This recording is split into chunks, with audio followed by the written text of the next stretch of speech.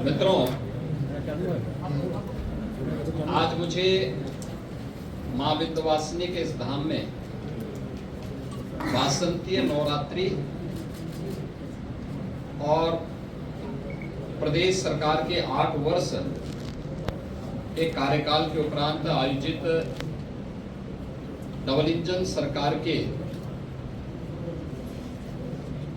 सेवा, सुरक्षा, सुशासन के इन कार्यों के बारे में जो जनपदीय विकास उत्सव के आयोजन हुए हैं, इन कार्यक्रमों के साथ जुड़ने का अवसर प्राप्त हुआ है। पिछले 10 वर्ष के अंदर मिर्जापुर जनपद की कायाकल्प हुई है। बाण सागर की परियोजना पूरी हुई, मां विंध्यवासिनी मेडिकल कॉलेज का निर्माण हुआ, मिर्जापुर में मां विंध्यवासिनी के नाम पे मेडिकल कॉलेज बना और मां विंध्यवासिनी मंदिर का कॉरिडोर का निर्माण होने के साथ ही हम लोगों ने यहाँ पर त्रिकोण दर्शन की बेहतर सुविधा के लिए, यहाँ के सुंदरीकरण के लिए, अन्य अवस्थापना सुविधाओं के लिए इस बार भी बजट में धनराशि की व्यवस्था की है। ये सभी चीजें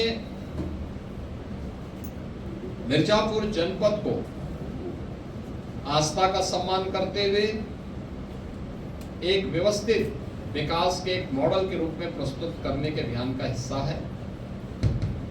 मुझे बताते हुए प्रसन्नता है कि जो कार्य पिछले 8-10 वर्ष के अंदर यहाँ पर हुआ है, आज उसी का परिणाम है कि पिछले 8-10 वर्ष के अंदर जो कार्य हुए हैं, इधर कॉरिडोर मंदिर का बना है, मंदिर की आमदनी भी 1 वर्ष में ही 5 गुना अधिक हुई है।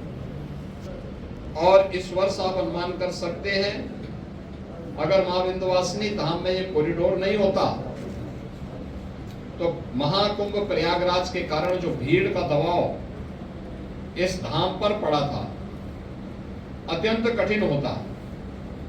लेकिन कॉरिडोर समयबद्ध तरीके से आगे बढ़ा और उसके अन्य फेज के कार्यक्रमों को भी हम व्यवस्थित रूप से आगे बढ़ाने का कार्य कर रहे हैं।